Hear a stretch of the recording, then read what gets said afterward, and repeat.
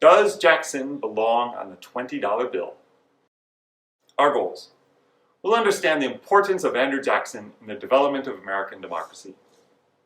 We'll consider aspects of his presidency, such as his election, his relationship with the Washington elite, his use of veto power, the spoils system, the nullification crisis, the bank war, his relationship with Clay and Calhoun, and Native American removal.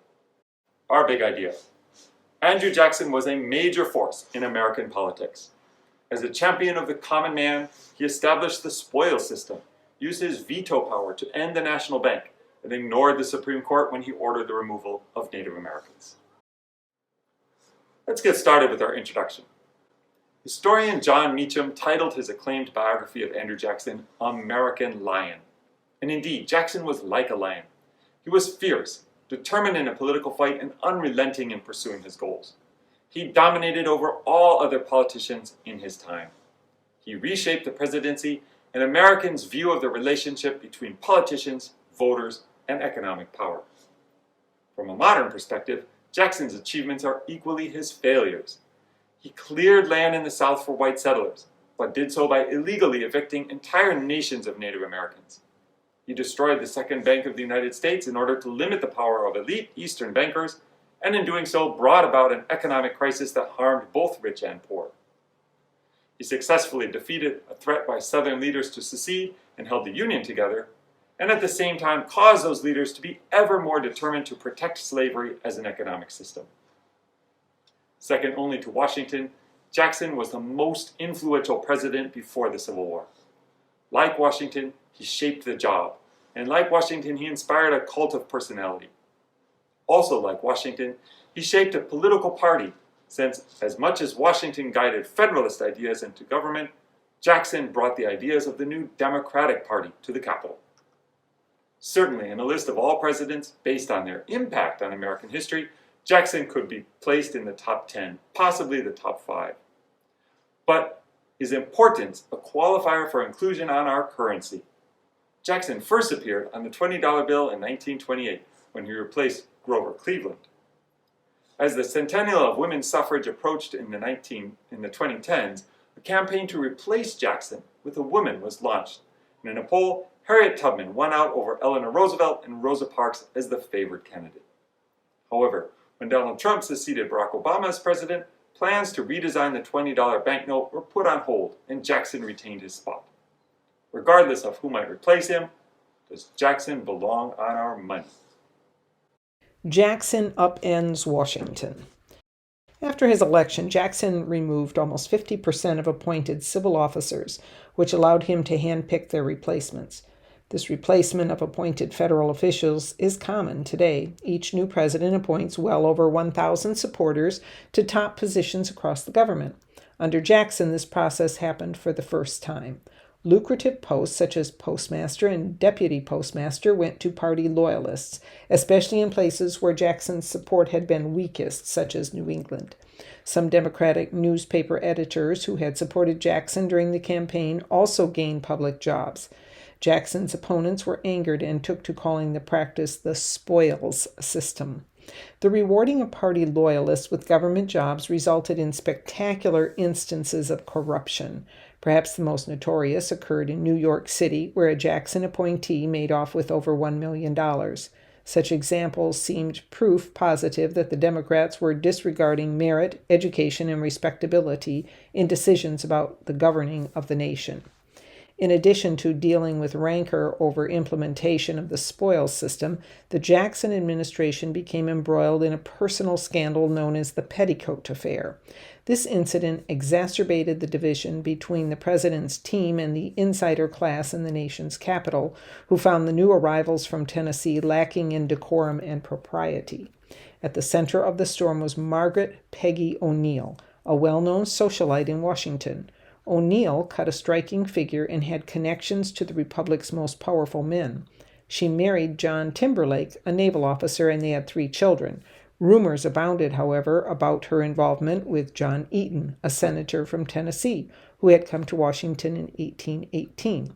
Timberlake committed suicide in 1828, setting off a flurry of rumors that he had been distraught over his wife's reputed infidelities. Eaton and Mrs. Timberlake married soon after with the full approval of President Jackson. The so-called petticoat affair divided Washington society. Many Washington socialites snubbed the new Mrs. Eaton as a woman of low moral character. Among those who would have nothing to do with her was Vice President John C. Calhoun's wife, Floride. Jackson defended Peggy Eaton and derided those who would not socialize with her, declaring that she was as chaste as a virgin. Jackson had personal reasons for defending Eaton. He drew a parallel between Eaton's treatment and that of his late wife, Rachel. Although Jackson and John Quincy Adams removed themselves from the mudslinging of 1828, their parties waged a dirty campaign. Jackson's wife, Rachel Donaldson, became the target of vicious attacks. She had been unhappily married and moved away with Jackson, thinking her first husband had secured a divorce. They found out 2 years later that the divorce had never been finalized. Although she divorced her former husband and remarried Jackson, his opponents labeled her an adulteress. Shortly after that campaign, and just before he took the oath of office, Rachel passed away. Understandably, Jackson blamed his political enemies for her death. Martin Van Buren, who defended both Jackson and the Eatons, organized social gatherings with them, became close to Jackson, who came to rely on a group of informal advisors that included Van Buren and was dubbed the Kitchen Cabinet. This select group of presidential supporters highlights the importance of party loyalty to Jackson and the Democratic Party. The nullification crisis. By the late 1820s, the North was becoming increasingly industrialized and the South was remaining predominantly agricultural. In 1828, Congress passed a high protective tariff as part of Henry Clay's American system. The tariff infuriated the Southern states because they felt it only benefited the industrialized North. For example, a high tariff on most imports increased the cost of British textiles. This tariff benefited American producers of cloth, mostly in the North. However, it shrunk English demand for raw cotton from the South and increased the final cost of finished goods for American buyers. The Southerners looked to Vice President John C. Calhoun from South Carolina for leadership against what they labeled the Tariff of Abominations. Calhoun had supported the Tariff of 1816, but he realized that if he were to have a political future in South Carolina, he would need to rethink his position. Some felt that this issue was reason enough for dissolution of the Union. Calhoun argued for a less drastic solution, the doctrine of nullification. According to Calhoun, the federal government only existed at the will of the states. Therefore, if a state found a federal law unconstitutional and detrimental to its interests, it would have the right to nullify that law within its borders. Calhoun advanced the position that a state could declare a national law void. This idea was not entirely new. Thomas Jefferson and James Madison had promoted this line of reasoning in 1798 and 1799 in their Virginia and Kentucky resolves when they disagreed with the Federalist Congress's Alien and Sedition Acts. The South Carolina Ordinance of Nullification was enacted into law on November 4, 1832 by the South Carolina legislature. As far as South Carolina was concerned, there was no tariff. A line had been drawn. Would President Jackson dare to cross it? Jackson rightly regarded this states' rights challenge as so serious that he asked Congress to enact legislation permitting him to use federal troops to enforce federal laws in the face of nullification. Fortunately, an armed confrontation was avoided when Congress, led by the efforts of Henry Clay, revised the tariff with a compromise bill. This permitted the South Carolinians to back down without losing face. In retrospect, Jackson's strong, decisive support for the Union was one of the great moments of his presidency. If nullification had been successful, could secession have been far behind? Perhaps not, since any state would have been free to nullify any federal law they disagreed with. Nullification undermined the doctrine of federal authority established in the Gibbons versus Ogden decision by the Marshall Court and would have driven the nation back to the days of the Articles of Confederation when states, not the federal government, reigned supreme. The Bank War. The Second Bank of the United States was chartered in 1816 for a term of 20 years. The time limitation reflected the concerns of many in Congress about the concentration of financial power in a private corporation. The bank was a depository for federal funds and paid national debts, but it was answerable only to its directors and stockholders and not to the electorate. The supporters of a central bank were the same as those who had supported Alexander Hamilton's first bank in the 1790s. They were involved in industrial and commercial ventures and wanted a strong currency and central control of the economy. The opponents, principally agrarians, were distrustful of the federal government. The critical question in the 1830s was, with whom would President Jackson side? At the time Jackson became president in 1828, the Bank of the United States was ably run by Nicholas Biddle, a Philadelphian. Biddle was an astute businessman, but not an adept politician. His underestimation of the power of a strong and popular president caused his downfall and the demise of the financial institution he commanded. Jackson had been financially damaged by speculation earlier in his life and would seem to be a natural supporter of the bank. However, he distrusted elitist Eastern institutions. Furthermore, his supporters in the West wanted access to easy funding that would be produced by banks that could print their own currency. In January 1832, Biddle's supporters in Congress, principally Daniel Webster and Henry Clay, introduced bank recharter legislation. Even though the charter was not due to expire for 4 more years, they felt that the members of the current Congress would recharter the bank and that Jackson would not risk losing votes in Pennsylvania and other commercial states by vetoing it. Jackson reacted by saying, "The bank is trying to kill me, sir, but I shall kill it." Jackson's opposition to the bank became almost an obsession. Accompanied by strong attacks against the bank in the press, Jackson vetoed the bank recharter bill. Jackson also ordered the federal government's deposits removed from the Bank of the United States and placed in smaller banks owned by his supporters. These pet banks, as Jackson's critics like to call them, benefited from the sudden influx of deposits. Business interests hated Jackson for destroying the bank, but the people were with him, and he was overwhelmingly elected to a second term. Biddle retaliated by making it more difficult for businesses and others to get the money they needed, but he had already lost the political fight, and the bank charter expired in 1836. The bank war gave Jackson a chance to display one of his most memorable qualities. He was not afraid to use the power the Constitution granted him to lead the nation from the White House. He did not see himself and Congress as co-equal branches of government. Although he understood that the Constitution limited his power, he did not defer to Congress as other presidents had. When they passed legislation he did not like, he would not hesitate to veto it. The Constitution clearly grants this power to presidents, but Jackson used the veto power or the threat of his veto to coerce Congress. His critics derided him as King Andrew I, which was a fitting title in some cases, but not in his use of his veto power. Jackson, Clay, and Calhoun. Henry Clay was viewed by Jackson as politically untrustworthy, an opportunistic, ambitious, and self-aggrandizing man. He believed that Clay would compromise the essentials of American Republican democracy to advance his own self-serving objectives. Jackson also developed a political rivalry with his vice president, John C. Calhoun. Throughout his term, Jackson waged political and personal war with these men, defeating Clay in the presidential election of 1832 and leading Calhoun to resign as vice president. Jackson's personal animosity towards Clay seems to have originated in 1819, when Clay denounced Jackson for his unauthorized invasion of Spanish West Florida in the previous year. Clay was also instrumental in John Quincy Adams winning the presidency from Jackson in 1824, when neither man had a majority and the election was thrown into the House of Representatives.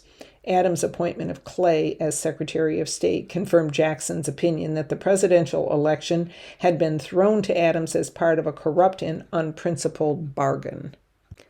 Clay was called the Great Compromiser and served in the Congress starting in 1806.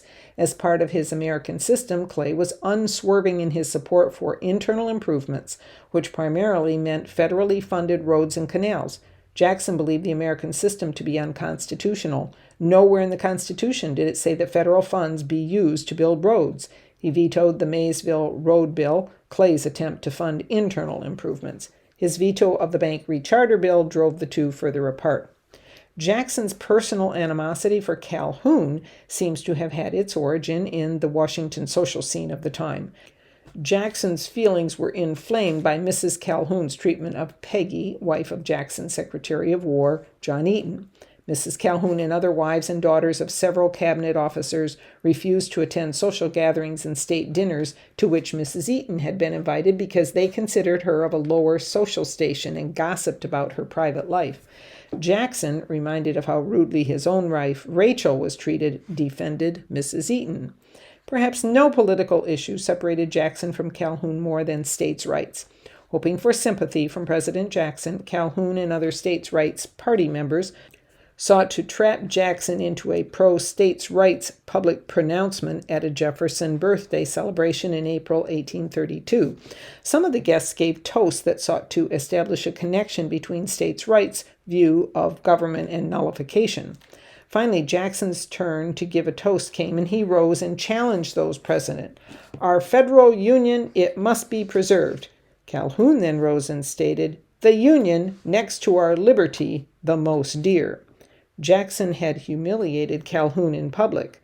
The nullification crisis that would follow served as the last straw. Jackson proved that he was unafraid to stare down his enemies, no matter what position they might hold. The Trail of Tears. Not everyone was included in the new Jacksonian democracy. There was no initiative from Jacksonian Democrats to include women in political life or to combat slavery. However, it was Native Americans who suffered most from Andrew Jackson's vision of America. Jackson, both as a military leader and as president, pursued a policy of removing Native American tribes from their ancestral lands.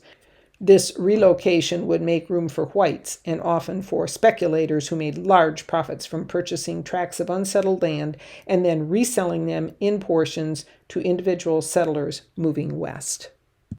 His policy toward Native Americans caused Jackson little political trouble because his primary supporters were from the South and West, where whites generally favored a plan to remove all the tribes to lands west of the Mississippi River.